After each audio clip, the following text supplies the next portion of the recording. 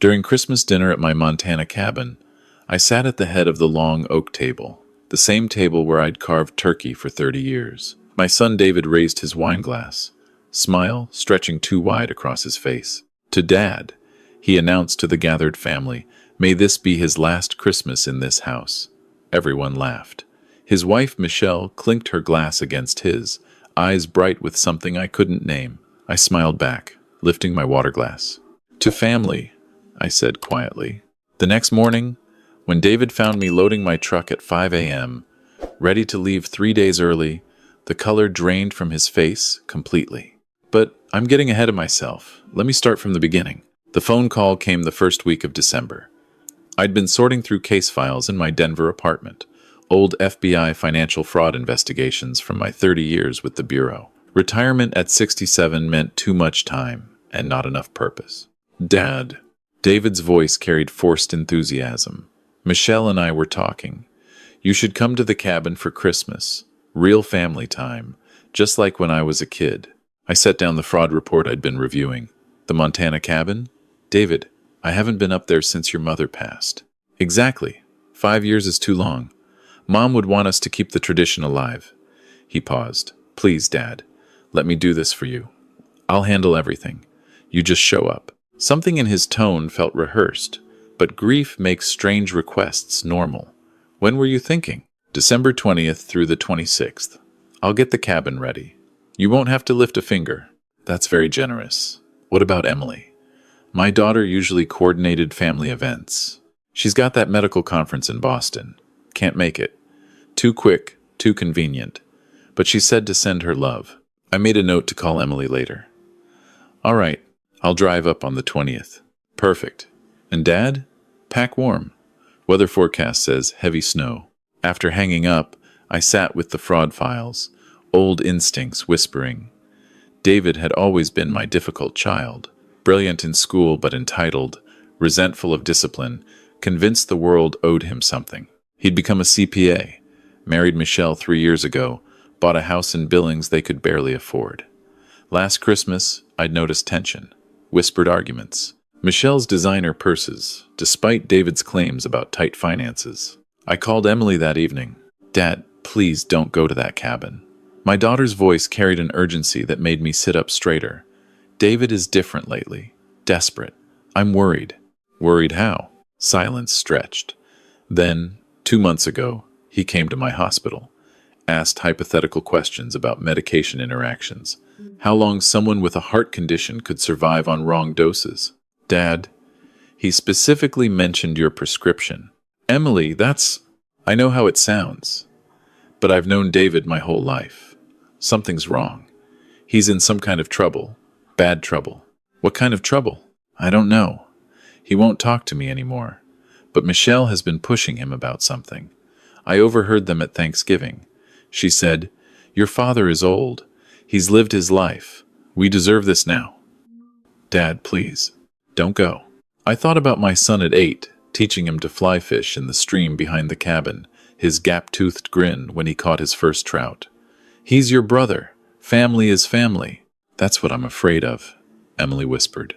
I drove to Montana on December 20th, my truck loaded with supplies and something else, a small digital recorder I'd used during Bureau investigations. Old habits die hard, and Emily's warning echoed through every mile. The cabin sat 2 hours from the nearest town, nestled in ponderosa pines at 7,500 feet. Snow already blanketed the access road. David's Range Rover sat in the driveway, exhaust still visible in the freezing air. They'd arrived recently. I parked and grabbed my duffel. Before I could knock, the door swung open. David filled the frame, smile bright but eyes calculating. "Dad, you made it. Roads weren't too bad?" "Manageable." I stepped inside. The cabin smelled wrong. Pine cleaner masking something chemical. Michelle appeared from the kitchen, blonde hair, perfect, despite the remote location. "Robert, so good to see you." Her hug felt like a real estate, closing mechanical, necessary, brief. "The cabin looks good," I said, scanning the main room. My leather chair sat in its usual spot by the stone fireplace. The Christmas tree stood decorated in the corner, but something felt staged about it all. We've been here since yesterday, getting everything ready. David took my duffel. We put you in the master bedroom upstairs. Best view of the mountains. The master bedroom, top floor, steep stairs. Emily's words echoed. That's not necessary. I can take the guest room down here. Nonsense. Michelle's voice had an edge. You're the patriarch. You get the best room. They didn't give me a choice. David carried my bag upstairs while Michelle offered hot cocoa. Family recipe, she said, pressing the mug into my hands. I made it special. I thanked her but didn't drink. The mug went on the mantel while they weren't looking. That first evening passed in forced normalcy. We ate Michelle's pot roast. David asked about my retirement. I asked about his accounting firm. Nobody mentioned money or Emily's absence or why they'd really invited me here. After dinner, I claimed exhaustion and headed upstairs. The master bedroom had been my refuge for 30 years, the place I'd held my wife as she died. Now it felt foreign. I checked the balcony door first. The railing moved under pressure. 3 bolts missing, the wood soft with rot. I'd repaired this railing 2 years ago. This damage was recent, deliberate. In the bathroom, I found my medication bottles in the cabinet. I always packed my heart medication, blood pressure pills, the daily routine that kept a 67-year-old body functioning.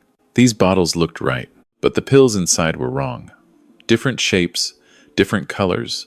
I emptied them into the toilet, flushed, filled the bottles with aspirin from my own supply. The bedroom door had no lock. I wedged a chair under the handle. Sleep didn't come. I lay in darkness, listening to the old cabin settle, and thought about my son, the boy who'd once looked at me like I could solve any problem. When had that changed? When had I become an obstacle to be removed? At 2 a.m., voices drifted up through the heating vents. David and Michelle in the kitchen below. I moved to the vent, pressed my ear to the metal grate. The pills aren't working fast enough. Michelle's voice, sharp with frustration. It's been 3 days. He should be showing symptoms by now. I switched them exactly like we planned. Maybe he's not taking them. We need the money by January 15th. The loan sharks won't wait longer. I know. Maybe the balcony. Make it look like he was drinking, leaned too far, lost his balance.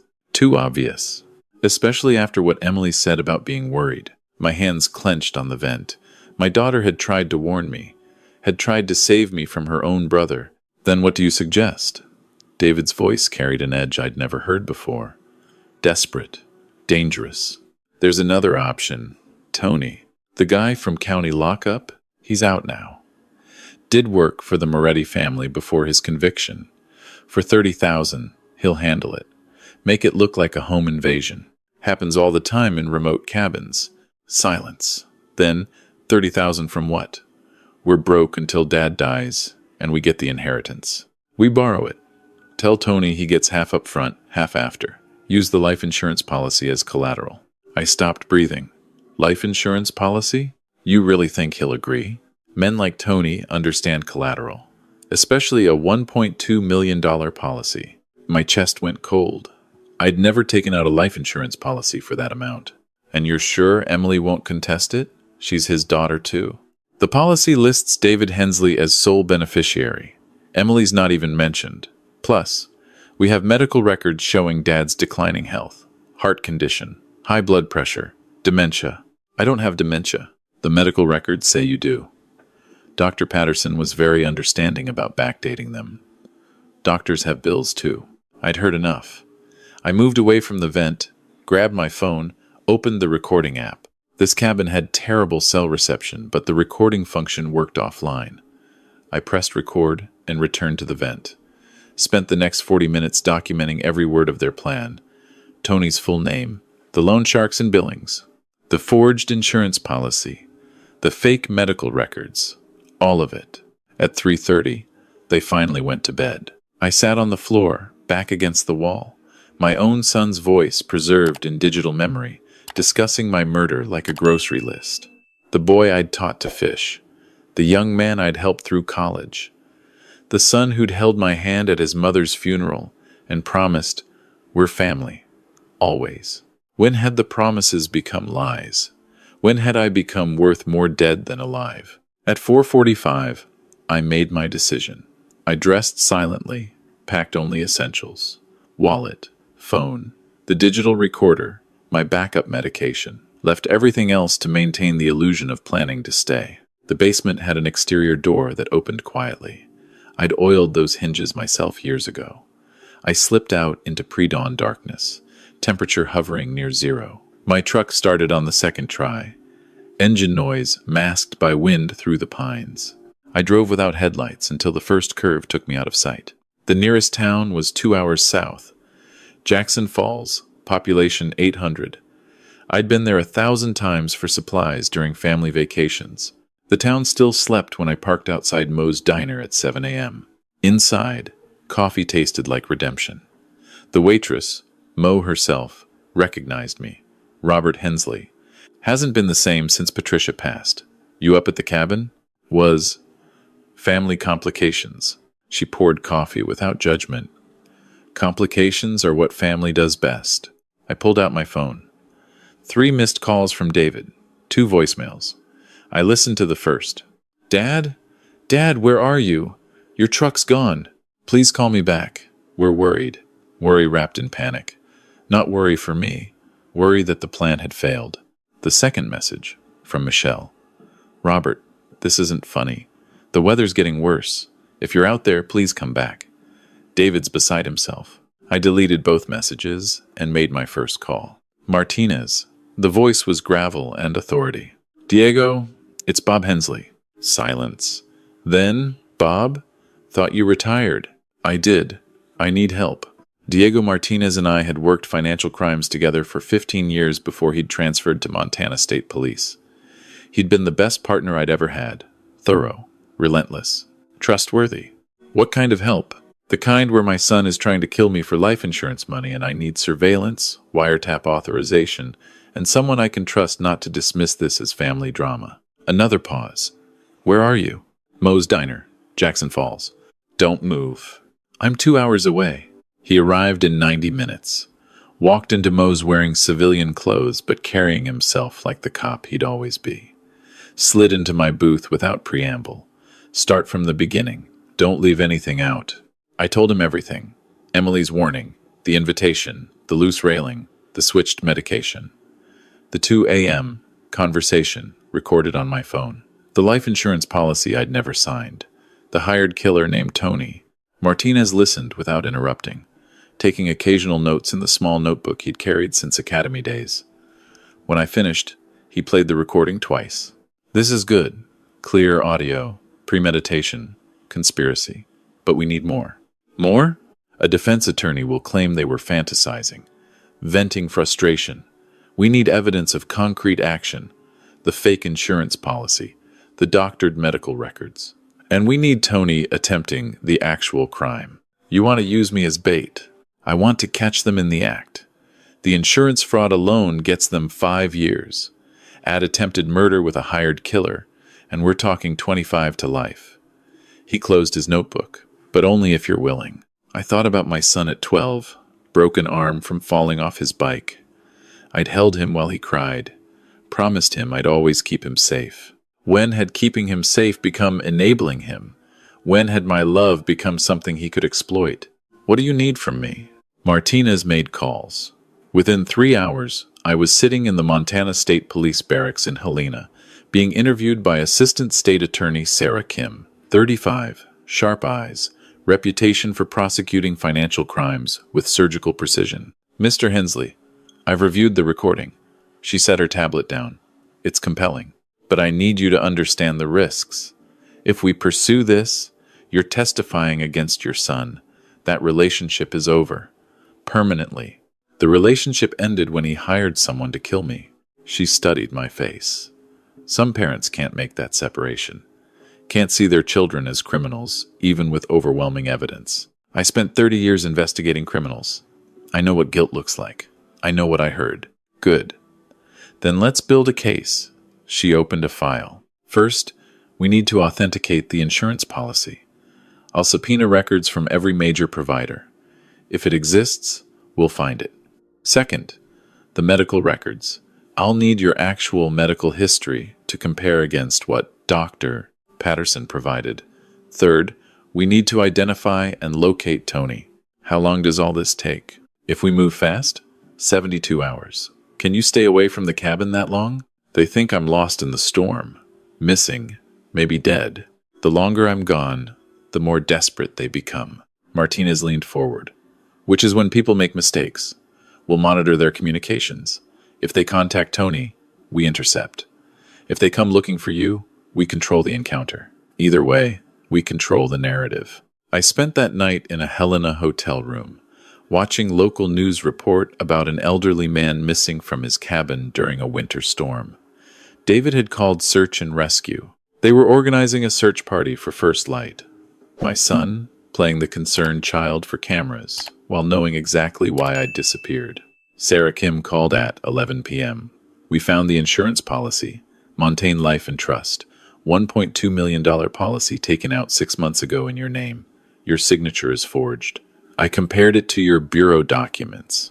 Different pressure points, different rhythm. Someone practiced, but not enough. David's a CPA. He's used to falsifying documents, which makes him sloppy when it's personal. We've also located Dr. Patterson. He has significant gambling debts, 20 interviews with the state medical board for questionable prescriptions. He'll flip the moment we offer immunity. What about Tony? Antonio Tony Caruso, age 42, 2 priors for assault, 1 for extortion. Served 8 years at Montana State Prison. Released 16 months ago. Last known address in Billings. She paused. He's exactly who you hire when you want someone dead, but don't want to do it yourself. Can you find him? We're working on it. In the meantime, I need you ready to return to the cabin. 72 hours from now. Christmas Eve morning. You'll go back. Act weak, sick. Tell them you drove to the hospital, food poisoning, came back to finish Christmas. They'll panic. They'll escalate. And we'll be watching. The next 2 days blurred together. Depositions, recorded statements, reviewing evidence. Sarah Kim's team moved like a machine. They found Tony through a parole officer, set up surveillance, confirmed he had recent contact with Michelle's burner phone. The pieces assembled with the precision of a federal case. Emily called Christmas Eve morning. Dad. Oh my God, Dad. David said you were missing. Search and rescue is looking for you. I'm safe, honey. Where are you? What happened? I told her. Not everything, but enough. Her silence on the other end felt like grief. I knew something was wrong. I knew it. But my own brother, she broke down crying. I should have pushed harder, should have made you listen. You tried to warn me. I listened. That's why I'm alive. What happens now? Now I go back.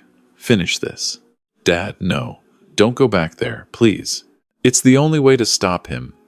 To make sure he can't hurt anyone else.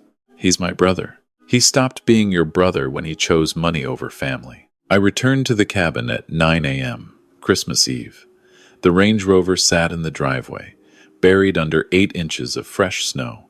No smoke from the chimney. I parked and grabbed my duffel, left my truck running for warmth, and knocked.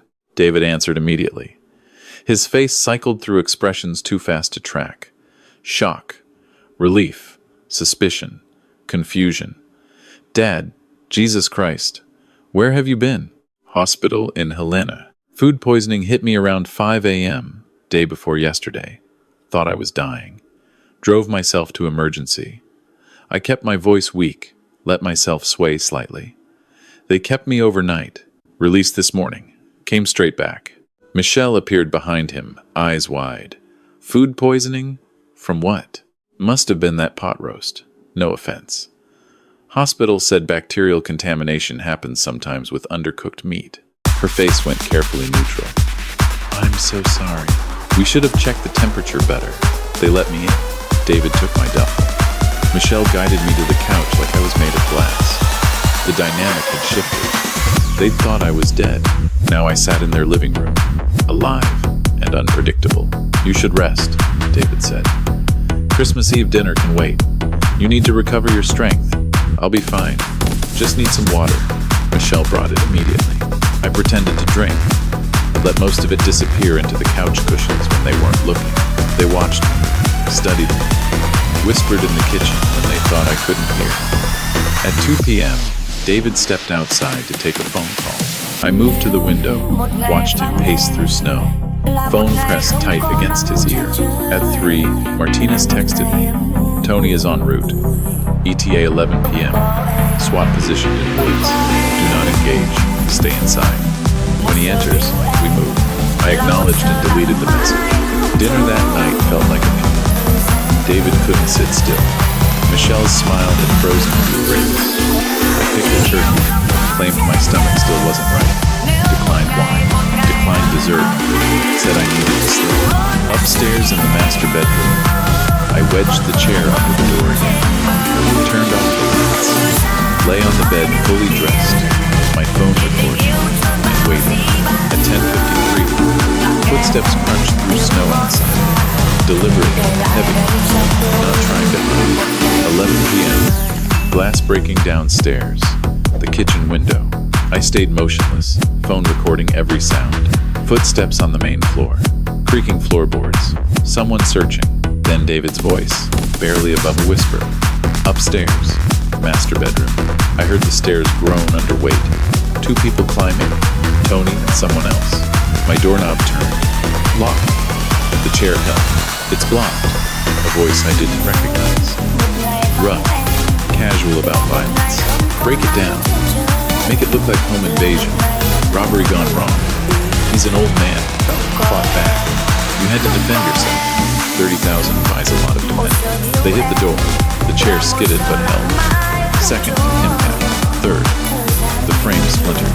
Outside, searchlights blazed to life. Montana State Police. Hands in the air. Drop your weapons. The door stopped mid-breath. Footsteps thundered downstairs. Shouting. Commands. The professional chaos of SWAT executing raid. I moved the chair. Opened my door. David stood frozen at the top of the stairs. Face white with terror. Below, police had Tony face down on the floor. Hands cuffed behind his back. A crowbar lay near the shattered kitchen window.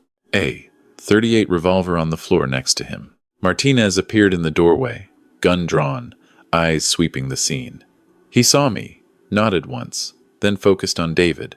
David Hensley, you're under arrest for conspiracy to commit murder, solicitation of murder for hire, insurance fraud, and attempted murder. What? No, I didn't. This is a misunderstanding. I called the police about a break-in.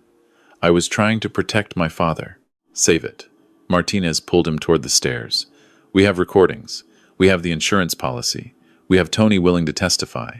And we have your father alive to press charges. David's eyes found mine across the landing. Dad, please, tell them this is wrong.